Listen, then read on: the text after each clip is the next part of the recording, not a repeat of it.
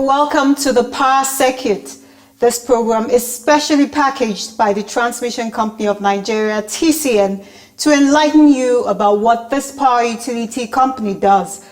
The program also reflects the efforts of the Honorable Minister of Power as it works to add value to the Nigerian power sector. First, the headlines. 132.33 kilovolts Kaba transmission substation ready by December, says Minister of Power, Engineer Salim Maman. Minister of State for Power, Godi Jediagba, reiterates improved electricity in Calabar. On the interview segment, you'll be hearing from the MD CEO of the Nigerian Electricity Management Services Agency, NEMSA, on how it is enforcing technical standards in the power sector. My name is Chiwenwa Anyawu. Stay with us for the rest of the program.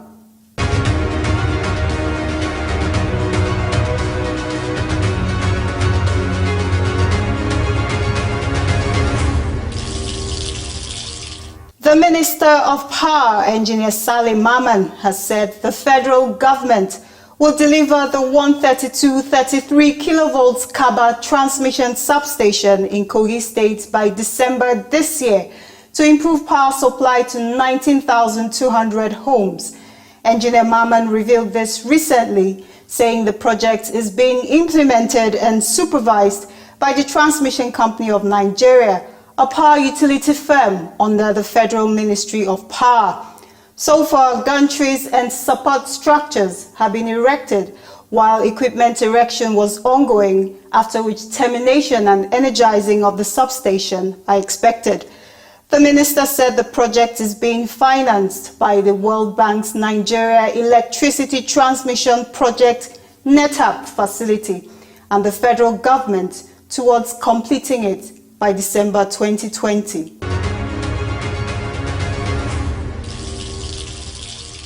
The Minister of State for Power, Godi Jediagba, has reiterated the improvement of power supply in Cross River State with the 561 megawatts Calabar NIPP power plant.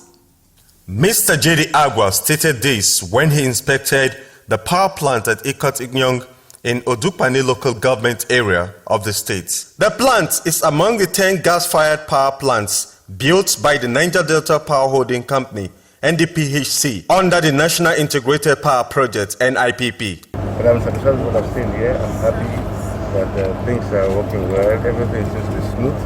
When there's gas, the plants are working, all the plants are ongoing. And there's hope. At the end of the like it says, by the end of this year, December, have steady, more steady supply in Calabar. The minister said his office was working with NDPHC and the Port Harcourt Electricity Distribution Company, PHEDC, to resolve issues that could hamper smooth power supply from the plant. He also announced the federal government's intervention on meter imports. We've been following government policy. Government recently has insisted that all the country wants a meter. So government has approved for meters to be brought in free of charge, no more tariff on meters. The ones to the port are going to be cleared. Prepaid meters, of course, prepaid meters. They are clearing them now, no more tariff. What held them was there was tariff. And the people, the importers are saying tariff is too high. So 2 years, 3 years, meters have been at the port. But now government has regularized that meters will come in free. The ones to the port are being cleared without duty. So in a short while, once you meter, people are prepared to pay. The managing director of NDPHC, Mr. Chiedu Ugbo, said the company and Port Harcourt Disco are working to evacuate 100 megawatts of electricity from the power plant to serve consumers in Calabar and its environs through the 132 kilovolt transmission line from the plant. There is electricity here in this place. All that it requires is the connection. We have a 132 kV line transmission line from here to where they call Adiapo, right? Yeah, it's a network thing. So from there now, working with Port Harcourt Disco, we are tracing where the bottlenecks are, clearing the network issues to ensure that people have electricity in Calabar. But we are working with them because we're also interested in getting out our electricity from here. It's of no use for us if it's stranded here. It was built so that people can get electricity. So we're working with them to ensure that we resolve all those issues and bring electricity to people. The Deputy Managing Director of Port Harcourt Disco, Kingsley Achife, explained that the company has signed a power purchase agreement (PPA) with the NDPHC to evacuate the 100 megawatts power from Calabar NIPP plant to boost supply for the Disco's customers in Calabar.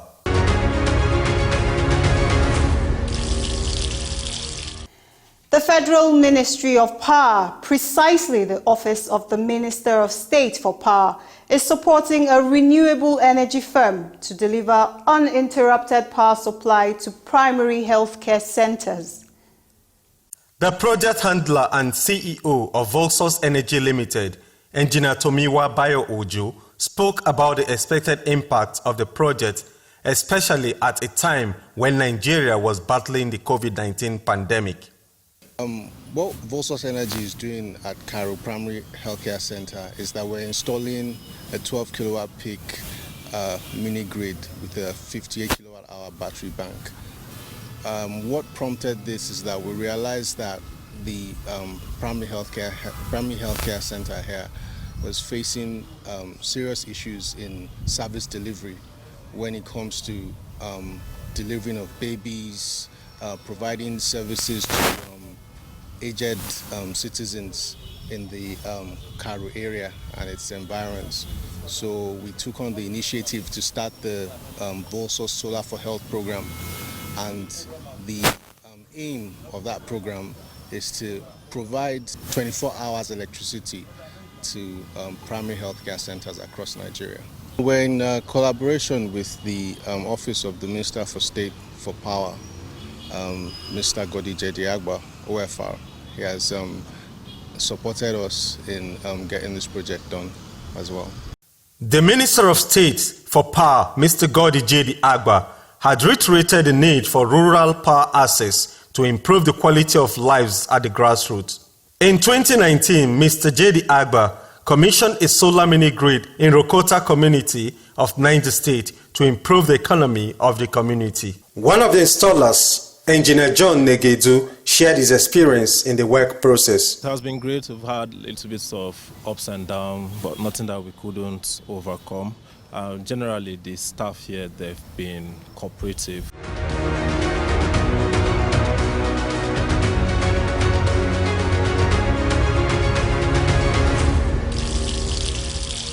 The Cairo PHC Solar Mini Grid project has been slated for commissioning by the Minister of State for Power next week.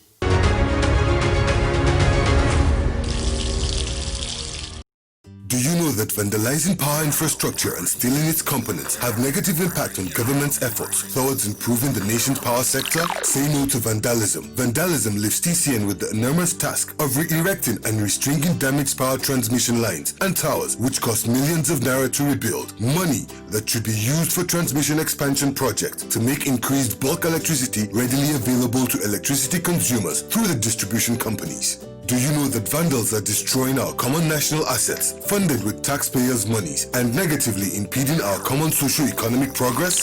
Say no to vandalism.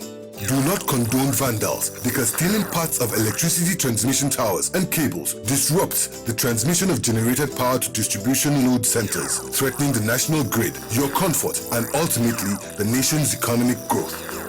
So don't just walk away. Be involved. Do something when you observe suspicious activities around transmission installations or even vandals at work. Don't just walk away. Report to any transmission office closest to you or any security outfit around your vicinity. Say no to vandalism. TCN enjoins you to work with us to stop the willful destructions of our collective national assets as we work to transmit increased bulk electricity in the most efficient and effective manner. This message is brought to you by the Transmission Company of Nigeria. TCN, transmitting bulk electricity for national development.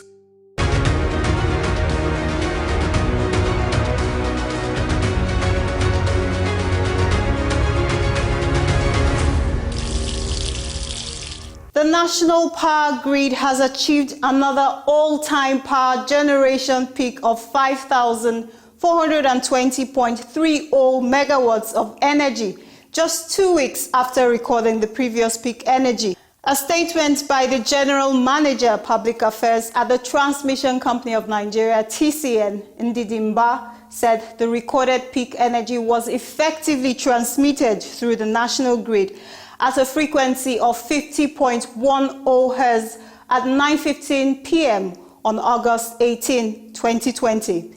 It was the highest ever recorded, surpassing the previous peak of 5,377.80 megawatts recorded on the 1st of August 2020 by 42.50 megawatts. The company attributed the gradual but steady improvement in electricity delivery to the keen interest of the President Muhammadu Buhari's administration in piloting programs for improving the power sector, along with the collective efforts of all the sector players.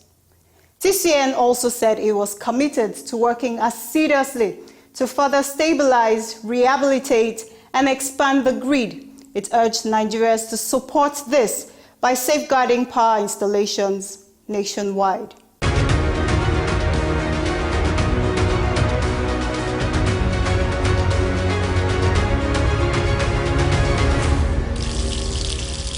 You're on to the interview segment of the Power Circuit.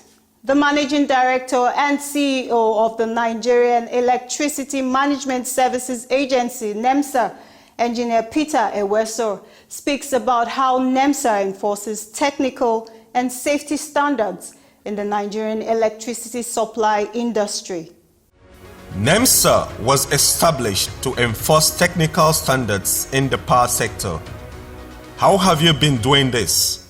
NEMSA is set up by its law to carry out the functions of enforcement of technical standards and regulations, inspection, testing, and certifications of all categories of electrical installations to ensure efficient production and delivery of safe, reliable, and sustainable electricity to Nigerians, and also assure safety of life and property in the Nigerian electric supply industry, NESI, and other allied industries like other workplaces outside the direct power industry.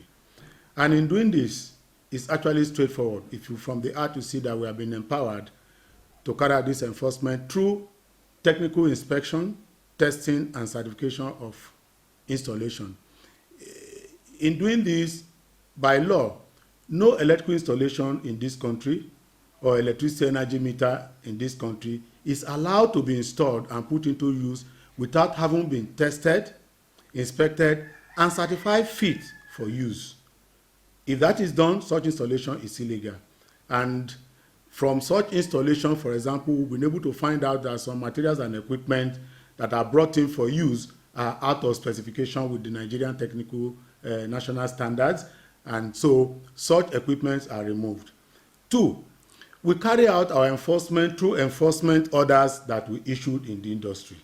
And at the same time, we ensure that if we suspect anything is not going right within the power industry in line with technical specifications that connote safety, that support safety in the industry, we will investigate quickly.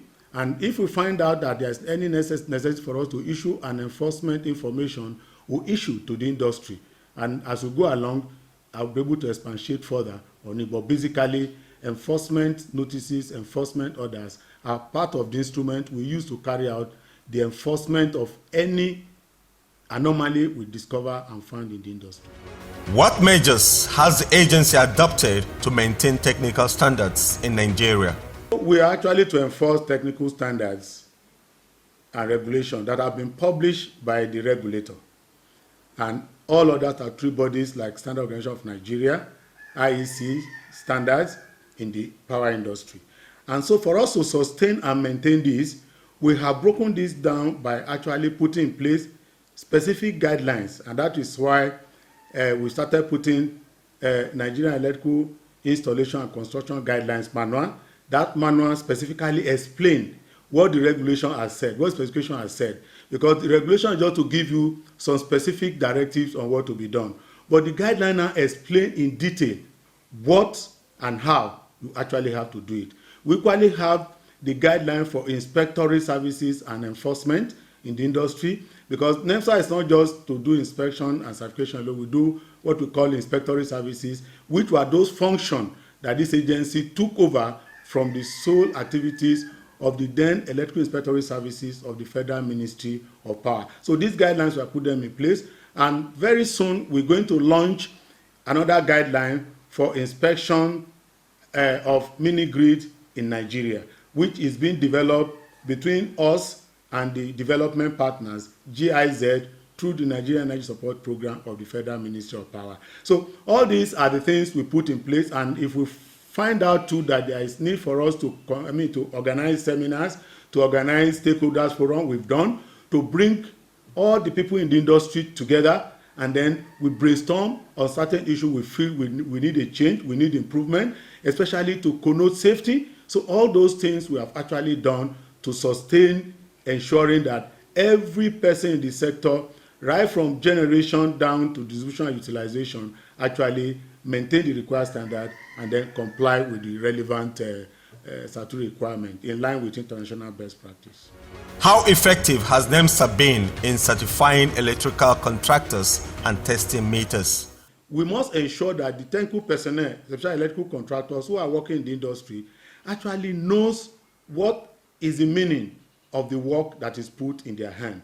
They must know how to read drawings. They must understand the implications of what they are doing. So this is being put in place well over 30, 40 years. And what NEMSA has done, we have improved on it by actually enforcing that you can no longer do any electrical installation works in Nigeria unless you have that certificate. So the testing is in two forms.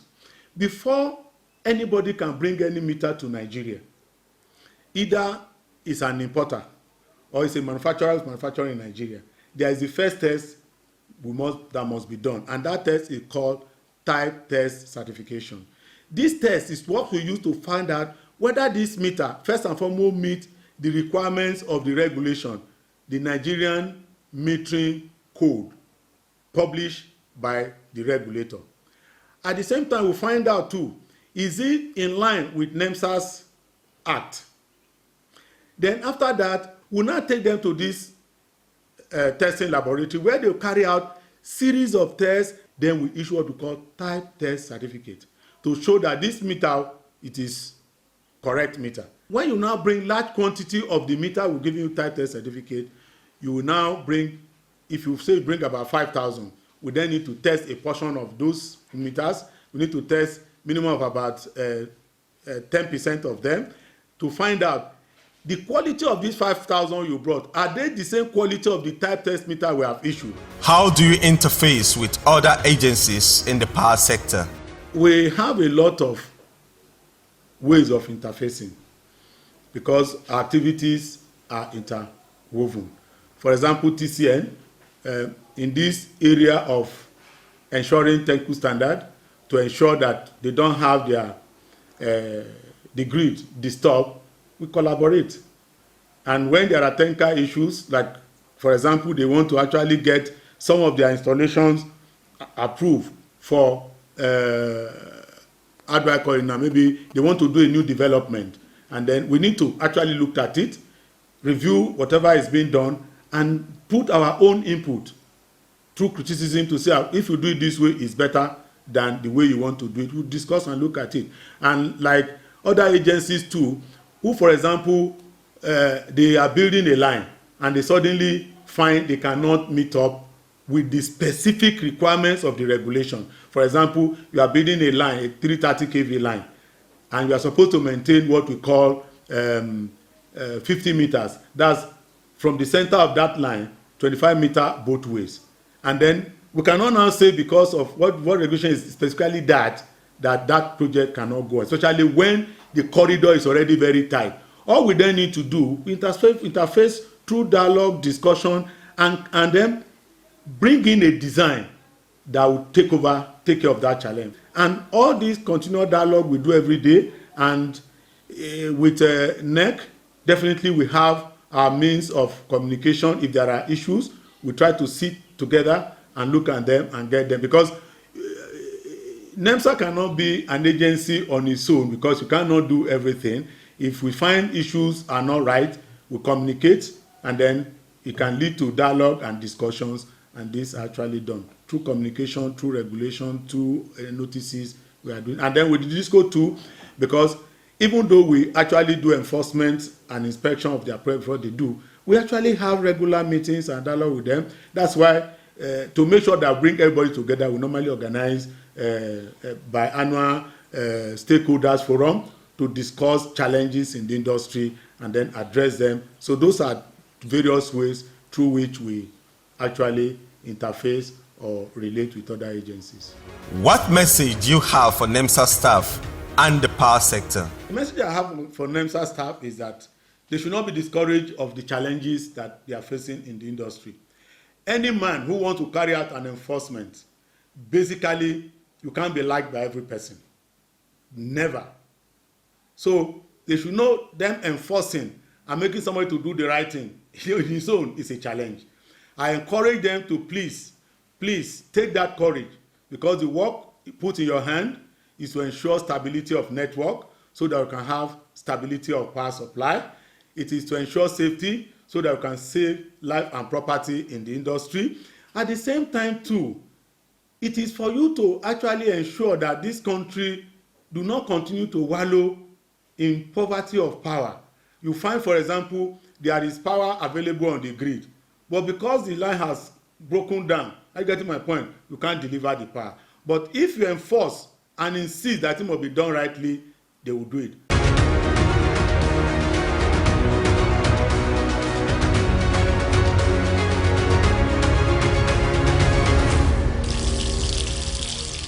Do you know that vandalizing power infrastructure and stealing its components have negative impact on government's efforts towards improving the nation's power sector? Say no to vandalism. Vandalism leaves TCN with the enormous task of re-erecting and restringing damaged power transmission lines and towers, which cost millions of naira to rebuild. Money that should be used for transmission expansion projects to make increased bulk electricity readily available to electricity consumers through the distribution companies. Do you know that vandals are destroying our common national assets, funded with taxpayers' monies, and negatively impeding our common socio-economic progress? Say no to vandalism. Do not condone vandals, because stealing parts of electricity transmission towers and cables disrupts the transmission of generated power to distribution load centers, threatening the national grid, your comfort, and ultimately the nation's economic growth. So don't just walk away. Be involved. Do something when you observe suspicious activities around transmission installations or even vandals at work. Don't just walk away. Report to any transmission office closest to you or any security outfit around your vicinity. Say no to vandalism. TCN enjoins you to work with us to stop the willful destructions of our collective national assets as we work to transmit increased bulk electricity in the most efficient and effective manner. This message is brought to you by the Transmission Company of Nigeria. TCN, transmitting bulk electricity for national development.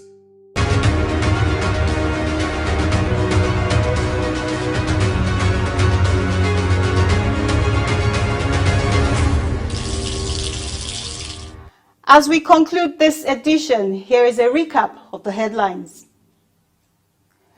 132.33 kilovolts Kaba transmission substation ready by December, says Minister of Power, Engineer Salim Maman.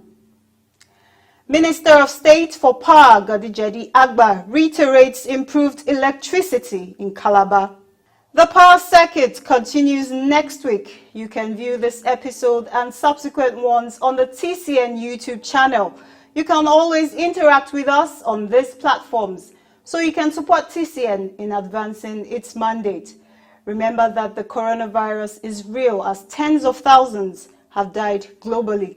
Please stay safe, observe the NCDC guidelines and all other measures from the authorities.